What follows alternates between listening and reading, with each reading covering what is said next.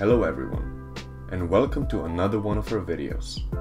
Please take a deep breath, relax, and enjoy. Less young men are in relationships. How come? I think it's due to a lot of different things. There's been massive social changes in the last 60 years in regards to interpersonal relationships. By and large, we're not getting married to our high school/college sweethearts. We don't have secure work, pensions, and affordable housing. Staying in your hometown, outside of a few metropolitan areas, is arguably a sign of failure to young people. We work longer hours and don't have the large social nets boomers did in the 60s, 70s, and 80s, which makes us less likely to find someone, and also increases the pressure on that single relationship. Generally speaking, we also feel much lonelier and burned out than prior generations. Culturally, we have more widely varying interests and hobbies, and there isn't an all-encompassing American culture anymore. Young people are much more diverse than our parents and grandparents. It's much more acceptable for people to want different things out of life or relationships than in prior generations. Hell, women aren't dependent on a man for income or housing anymore. The college graduate gender imbalance also complicates dating. All of this leads to dating being, well, individual. I don't know if that girl at the bar is going to appreciate me trying to chat her up, or even if she's even interested in men. So, I can use Tinder to make sure I don't make anyone uncomfortable. But that's mostly designed to keep you swiping, or hope I run into someone. But that's unlikely. There isn't a one-size-fits-all dating strategy anymore. You sort of have to be born in the right area, have a good social circle of people that stick around, and get an incredible job, with equally incredible benefits for boomer dating advice to work. I'm 36 and got back into the dating game last October. Despite everything, I've been managing to meet people. I go for coffees and fun things. Things progress, but usually I'm not what they're after. I'm amazing, I'm fun, I look after myself, but apparently just not enough. Trying to not be pessimistic, so I've deleted the apps and I'll work on myself again for another year. Gotta have a break after being burned so many times. The pandemic didn't do anyone any favors. I think everyone can agree with this. It certainly didn't do me any favors, because it reduced all of my social outlets to pretty much zero, and it is still basically zero even a year later. Due to this, I have moved to online dating.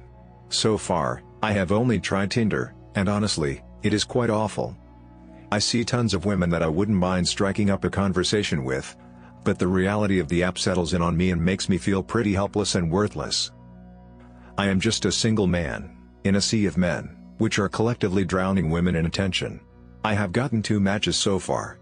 But I think they were both bots. Matches disappear so quickly without a chance for me to react. I'm already out of my comfort zone with using the app, and that kind of stuff has a real chilling effect. I think I will try Bumble next. 10% of fishermen catch 90% of the fish. A tendency to date or marry people higher than your league. I remember those OkCupid stats where they show that women are whopping 80% of men on the site as below average. Add to this recent popularity of dating apps and you will get your numbers. I do not see anything bad here, and I do not understand why everyone is trying to avoid this factor and find more complex explanation. I had a girl on Tinder tell me that she would like to hang out more and spend time with me. On paper we were kinda a perfect match, but wanted to rather pursue all the hot guys on the app instead. She was a pretty average girl too. I appreciated the honesty, to be fair, but I still wonder if she struck gold on that 10% or not. Ah well, we'll get M next time. Working on getting that Lambo. Severe depression and anxiety, compounded by a ton of societal factors. 1. Work sucks up more and more time, whilst housing is astronomically expensive. $1 million to buy a 2-bedroom small home or condo, $2,500 for rent, leaving no time to do anything other than work and sleep. Somehow, young generations accept the fact that you need 1 to 3 jobs and a few side hustles just to live indoors. 2. Housing is astronomically expensive, meaning many people under 30 are trapped living with their parents. Can't have fun times if you live with mom and dad. 3. Constant electronic video stimulation and social media has made us less connected and less sociable and more isolated. 4. The fact that dating is not something people have fun with, it is, like social media, done to show off and make others jealous of how cool you are. Much like record stores and conversations, the internet killed it. 5. Obtaining a job where you make enough money to be an independent person requires being exceptional, highly competitive and having a minimum of an undergraduate degree, if not a master's or higher. Being that dedicated to school for the first 25 years of life does not leave much time for fraternization. Women are sharing the same good-looking men, that's what's happening. Only 10 to 20% of men are worth pursuing, and the rest of the 80 to 90% of us are worthless. And because there's only a few men in that 10 to 20% bracket, they have no other choice but to share those men with other women. They've literally created themselves their own modern harems. In any case, polygyny, one man, multiple women, was a historic reality. One could say it's the natural way we humans mate and procreate. Monogamy only became a thing once humans settled down and built cities. A couple thousand men in a city that end up empty-handed pose a significant risk to the overall stability. It's not a coincidence that religions were invented/institutionalized to control the masses and that they propagated monogamy. In the western parts of the ancient world it was Octavius, Augustus Caesar who first enforced monogamy legally and enacted harsh punishments on adultery. In the Eastern world it was Qin Shi Huang. As first emperors of their respective empires they were both interested in internal stability and in raising the birth rates so that Rome or China had more soldiers to spare. Which generally favors monogamy. Institutionalized monogamy pretty much only existed for roughly 2,000 years. Until Western Christians became atheists in the 20th century. And the development of birth control and internet, social media, online dating put the final nail in the monogamy coffin. But what we observe today is still the return to the ways of before religion enforced monogamy. A revival of the very old. In any case, men are willing to date multiple women and women are willing to share certain men.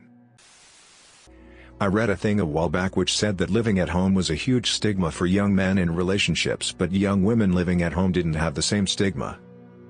I guess culturally it was always expected that the man had to go out and establish himself, then pluck his lucky bride from where she still lived with her parents. So there's historical baggage about how men and women are perceived differently that way. Women's rights changed but the culture is the same. Outside of the work and family dynamics, the man is always believed to be ahead or superior to the women financially, professionally, physically and in life generally. I am an instructor for the Navy that teaches up-and-coming young men and women to do the job that I once did. Average age is 20 of this group. About 5 years ago I noticed a change in the guys. I always ask them, as the week gets closer to Friday, what their plans are for the weekend. 10 years to approximately 5 years ago. It was universally going out to party and meet women. Lately it's completely different. Hiking, or surfing etc. I finally asked why they aren't out chasing women. Like I did when I was their age. They all have a story about a friend or a relative who was accused of harassment and how the girls use that as a weapon nowadays. I feel sorry for this generation of young men. Back in my day, if you regretted a night out, or a one-night stand, you shrugged it off and learned from it. This isn't a comprehensive study or anything. Just conversations I've had over the years. Cost and benefits. The costs don't appear worth the benefits when it feels like there's very little chance of success. I'm a bit socially inept, so for me it would require a ton of effort to trying to get into a relationship or casually date with a very little chance of success. Versus putting in a ton of effort into my hobbies with guaranteed gratification. Also I'm 24 and live at home and have no plans to move out, even though I can technically afford to. Why would I squander my money on rent when I don't necessarily need to? Spending $30 on food and drinks for myself or her to hear, well it was really nice to meet you. Not worth it. I go online and see lots of posts telling me approaching women is the worst thing I can do. I see lots of posts telling me I'm a creep for even looking at a woman. I turn on the news and I see programs and commercials about how men are terrible. I saw posters in my campus talking about how if I am drunk, and a woman is drunk, and we have fun, I'm a criminal. I've had women laugh at me for asking them on a date. I've had women tell me that I'm part of the problem with men when I held open the door for her. I've had intercourse with one person, my long-term ex. I don't want to have fun with strangers. And I don't want to have fun with everybody, only with the person I love.